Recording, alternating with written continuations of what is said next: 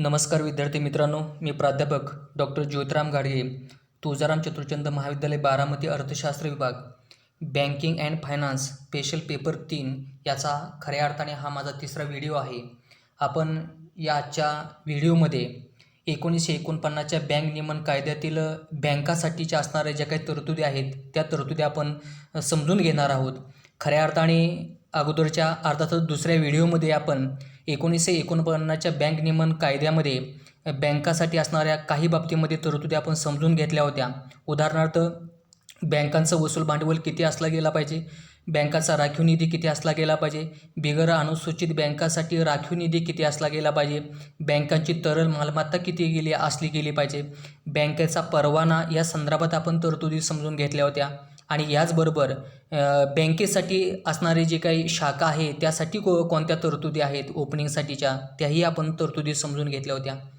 याच्या पुढचा जो काही भाग आहे तो म्हणजे या आपण व्हिडिओमध्ये बँकेचं व्यवस्थापन कसं असलं गेलं पाहिजे आणि बँकांचं जे काही एकत्रीकरण आहे या संदर्भातच्या या कायद्यामध्ये कोणत्या तरतुदी आहेत ते आपण समजून घेणार आहोत. सुरुवातीला आपण बँकेचे व्यवस्थापन या संदर्भात या कायद्यामध्ये कोणत्या ज्या तरतुदी आहेत ज्या काही तरतुदी आहेत त्या तरतुदी आपण समजून घेणार आहोत.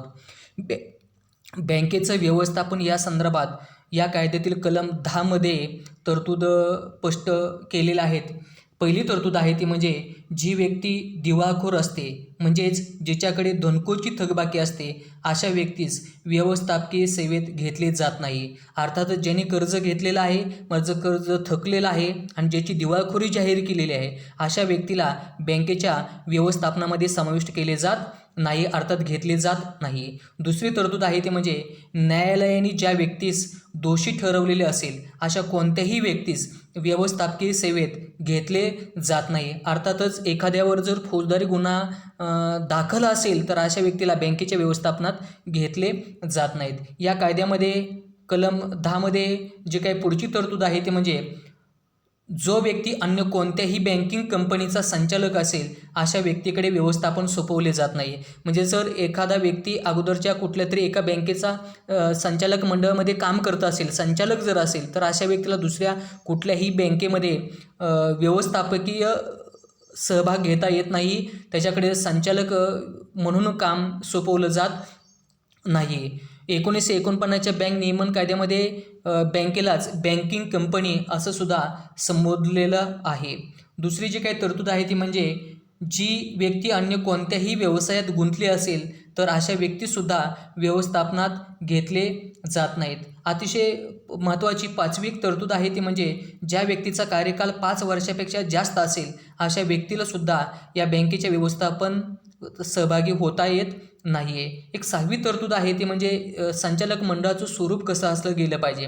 खऱ्या अर्थाने संचालक मंडळाच्या सदस्य संख्येच्या किमान 51% सदस्य हे पुढील एक किंवा अधिक विषयातील ज्ञान किंवा प्रत्यक्ष अनुभव असले पाहिजेत.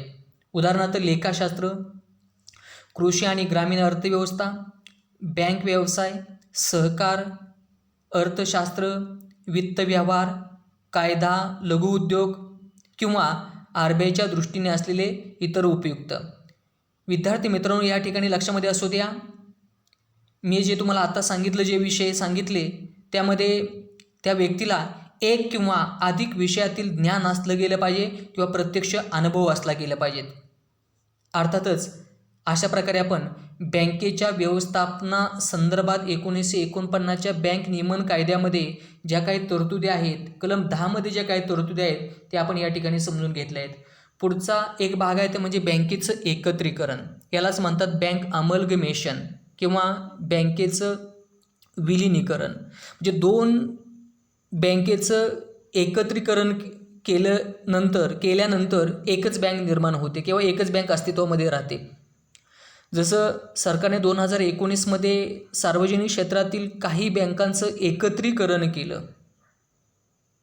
आता हे जे काही एकत्रीकरण आहे हे एकत्रीकरण 2 प्रकारचं असतं. एक म्हणजे व्हॉलंटरी अमलगमेशन आणि दुसरं जे आहे ते म्हणजे कंपल्सरी अमलगमेशन.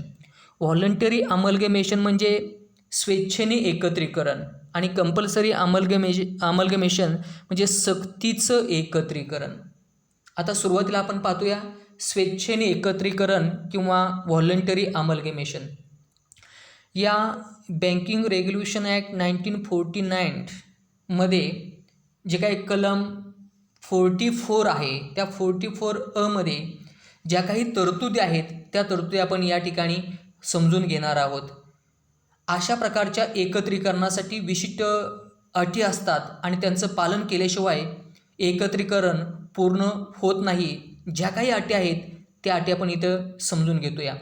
सुरुवातीला काय असलं गेलं पाहिजे, एकत्रीकरण योजनांच्या सर्व अटीसह तयार केलेला मसुदा हा बँकेच्या भागधारकासमोर बँकेने ठेवला गेला पाहिजे. म्हणजे ज्या बँकेचं एकत्रीकरण करावायचं आहे त्या बँकेनं एकत्रीकरणाची योजना बनवली गेली पाहिजे, एकत्रीकरण मसुदा तयार केला पाहिजे आणि तो भागधारकांच्या समोर ठेवला गेला पाहिजे. आता साहजिकच आहे, भागधारकांच्या समोर जर ठेवायचं जर असेल तर भागधारकाला याची माहिती दिली गेली पाहिजे, भागधारकाला याची काय केली पाहिजे, सूचना दिली गेली पाहिजे. अर्थातच सूचना देताना सभेची सूचना प्रत्येक भागधारकाला देऊन सभेची वेळ, त्याचप्रमाणे सभेची जागा आणि सभा कशासाठी आहे, त्याचा उद्देश कोणता आहे याची माहिती बँकेनं देणं आवश्यक आहे. याचबरोबर भागधारकांच्या सभेत हजर राहून मतदान करणाऱ्या एकूण भागधारकापैकी 66% भागधारकांनी या एकत्रीकरणाच्या मसुद्याला सहमती दिली गेली पाहिजे. म्हणजे एकत्रीकरणाचा मसुदा जरी भागधारकांच्या समोर सभेत मांडला गेला असला तरी 66% भागधारकांनी याला काय केली पाहिजे, सहमती दिली गेली पाहिजे. आणि जर 66% भागधारकांनी याला सहमती दिली तरच एकत्रीकरणाचा मसुदा हा मंजूर होऊ शकतो. अतिशय महत्त्वाची पुढची एक तरतूद आहे ती म्हणजे भागधारकाला जी काही सभेची सूचना द्यावयाची ती सभेची सूचना आठवड्यातून एकदा याप्रमाणे सतत 3 आठवडे बँकेचे नोंदणीकृत कार्यालय असलेल्या ठिकाणच्या 2 स्थानिक वर्तमानपत्रात प्रकाशित केली पाहिजे. म्हणजे भागधारकाला जी काही सूचना द्यावयाची आहे ती न्यूजपेपरमध्ये दिली गेली पाहिजे आणि ती किती दिली पाहिजे, आठवड्यातून एकदा याप्रमाणे 3 आठवडे दिली गेली पाहिजेत. ती पण कुठल्या वर्तमानपत्रामध्ये दिली गेली पाहिजे, तर बँकेचं नोंदणीकृत कार्यालय असलेल्या ठिकाणच्या 2 स्थानिक वर्तमानपत्रात ही बातमी प्रकाशित केली गेली पाहिजे. एक अतिशय महत्त्वाची जी काही तरतूद आहे ती म्हणजे भागधारकांनी बहुमताने मान्य केलेल्या मसुद्याला RBIने मान्यता दिल्यानंतरच लेखी आदेशाद्वारे बँकेला कळविले जाते. RBIचा आदेश मिळाल्यानंतर बँकांचे एकत्रीकरण होऊन एकत्रित झालेल्या बँकेची सर्व मालमत्ता व दायित्व हस्तांतरित होते. अतिशय महत्त्वाचा मुद्दा आहे. एकत्रित झालेल्या बँकेची सर्व मालमत्ता व दायित्व म्हणजे जबाबदारी ही पुढच्या बँकेकडे काय होते, हस्तांतरित होते. एकंदरीत आपल्या लक्षामध्ये आलं असेल की जे काही स्वेच्छेने एकत्रीकरण आहे, व्हॉलंटरी अमलगमेशन आहे, त्या संदर्भात त्या बँकेनं काय केली पाहिजे, एकत्रीकरणाची योजना बनवली गेली पाहिजे, एकत्रीकरणाचा मसुदा बनवला गेला पाहिजे, तो भागधारकाच्या समोर मांडला गेला पाहिजे. 66% भागधारकांनी याला सहमती दिली गेली पाहिजे आणि नंतर अशा प्रकारे सहमती मिळवल्यानंतर ती RBIकडे सादर केली पाहिजे आणि RBIने त्याला काय केली पाहिजे, मान्यता दिली गेली पाहिजे. नंतरच त्या बँकेचं काय होऊ शकतं, स्वेच्छेने एकत्रीकरण होऊ शकतं. बँकाचं जे दुसऱ्या प्रकारचं एकत्रीकरण आहे ते म्हणजे सक्तीचं एकत्रीकरण, ज्याला म्हटलं जातं कंपल्सरी अमलगमेशन. आता साहजिकच आहे, त्या बँकेवर कंपल्शन आहे, एकत्रीकरणाचं काय कंपल्शन आहे, ते पण कुणाचं असणार आहे, रिझर्व्ह बँक ऑफ इंडियाचं असणार आहे, सरकारचं असणार आहे. आता हे कंपल्सरी अमलगमेशन जे काय आहे त्याचा नक्की हेतू काय असणार आहे, कोणत्याही कंपल्शन त्या बँकेवर केलं जाणार आहे. तर साहजिकच आहे, जेव्हा लोकहिताच्या दृष्टीने किंवा त्या बँकेचं व्यवस्थापन योग्य प्रकारे व्हावं किंवा ठेवीदाराच्या हित जोपासलं जावं यासाठी रिझर्व्ह बँक ऑफ इंडिया हे त्या बँकेच्या एकत्रीकरणाचा विचार करत असते. बघा 3 गोष्टी आहेत, एक तर लोकांचं हित जोपासलं गेलं पाहिजे, त्याचबरोबर बँकेचं व्यवस्थापन योग्य झालं गेलं पाहिजे. आणि तिसरा हेतू जो आहे तो म्हणजे ठेवीदाराच्या हिताचं रक्षण झालं गेलं पाहिजे. या 3 हेतूसाठी रिझर्व्ह बँक ऑफ इंडिया एका बँकेचे दुसऱ्या बँकेत एकत्रीकरण करण्याचा निर्णय घेते. तेव्हा याला काय म्हटलं जातं? सक्तीचं एकत्रीकरण म्हटलं जातं.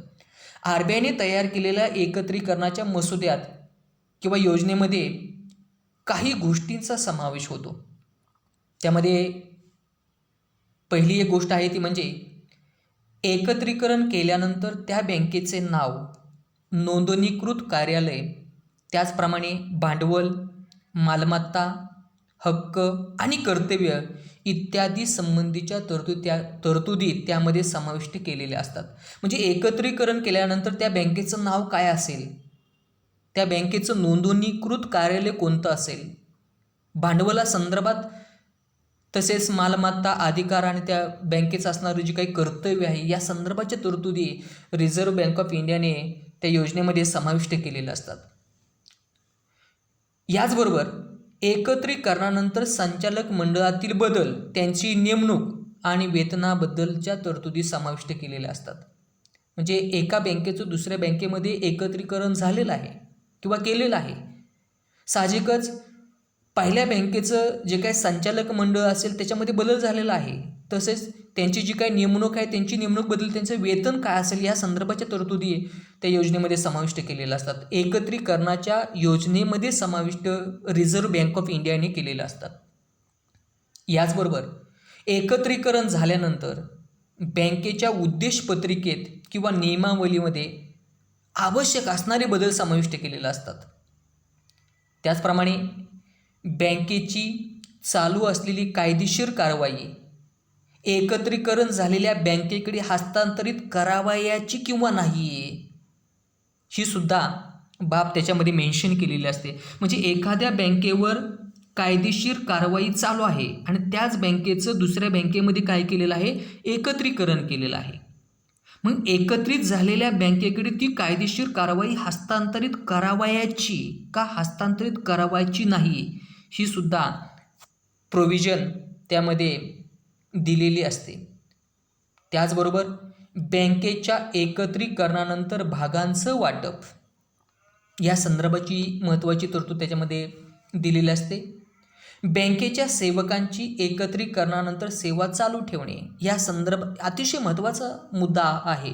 अतिशय महत्त्वाची असणारी ही तरतूद आहे. एका बँकेचं अमलगमेशन दुसऱ्या बँकेमध्ये झालेलं आहे. मग ज्या बँकेचं अमलगमेशन झालेलं आहे, ज्या बँकेचं एकत्रीकरण झालेलं आहे, त्या बँकेचे सेवक वर्ग त्या संदर्भात महत्त्वाची तरतुदी आहे. त्या सेवकांची एकत्रीकरणानंतर सेवा चालू ठेवायची का बंद ठेवायची या संदर्भाची महत्त्वाची तरतूद रिझर्व्ह बँक ऑफ इंडियाने दिलेली असते. आणि एकत्रीकरणानंतर ज्या सेवकांची सेवा करण्याची इच्छा नसेल त्यांना कायद्यानुसार भरपाई द्यायची. म्हणजे असं गृहीत धरा एका बँकेचं दुसऱ्या बँकेमध्ये अमलगमेशन झालेलं आहे. ए बँकेचं बी बँकेमध्ये अमलगमेशन झालेलं आहे. पण ए बँकेचे जे सेवक वर्ग आहेत त्यांची काम करण्याची इच्छा नाही आहे, त्यांची सेवा करण्याची इच्छा नसेल तर त्यांना त्या संदर्भात पुढची जी काही भरपाई आहे ती भरपाई दिली गेली पाहिजे. आणि त्यामुळं भरपाई किती द्यायची, कायद्यानुसार भरपाई किती द्यायची या संदर्भाची सुद्धा महत्त्वाची तरतूद रिझर्व्ह बँक ऑफ इंडिया एकत्रीकरणाच्या मसुद्यामध्ये म्हणजेच एकत्रीकरणाच्या योजनेमध्ये मेन्शन करत असते. अशा प्रकारे विद्यार्थी मित्रांनो, एकत्रीकरण यासंबंधी काही सूचना किंवा विशेष असल्यास संबंधित बँकेने विशिष्ट कालावधीत रिझर्व्ह बँकेला कळवलं गेलं पाहिजे. म्हणजे असं एक गृहीत धरा की रिझर्व्ह बँक ऑफ इंडियाने त्या बँकाच्या एकत्रीकरणाची हालचाल सुरू केलेली आहे आणि ज्या बँकेचं एकत्रीकरण करायचं आहे त्या बँकेला जर काही सूचना करावायची असेल तर एका विशिष्ट कालावधीमध्ये RBIला त्या बँकेनं कळवले गेले पाहिजे. RBI सूचनांचा विचार करून आवश्यकतेनुसार त्याचा समावेश एकत्रीकरण योजनेमध्ये करत असते आणि एकत्रीकरणाची योजना केंद्र शासनाकडे पाठवत असते. म्हणजे रिझर्व्ह बँक ऑफ इंडिया काय करते, त्या संबंधित बँकेच्या एकत्रीकरणाची योजना बनवते आणि विशेष म्हणजे ज्या बँकेचं एकत्रीकरण करावायचं आहे त्या बँकेची जर विशेष सूचना जर आली असेल तर त्या एकत्रीकरणाच्या मसुद्यामध्ये किंवा योजनेमध्ये त्याचा समावेश करते आणि तयार केलेली ही एकत्रीकरणाची जी योजना आहे ती केंद्र शासनाकडे पाठवते. शासनाने आवश्यक त्या बदलासह त्या एकत्रीकरणाच्या योजनेला जर सहमती दिली तर त्या बँकेचं एकत्रीकरण घडून येत असतं.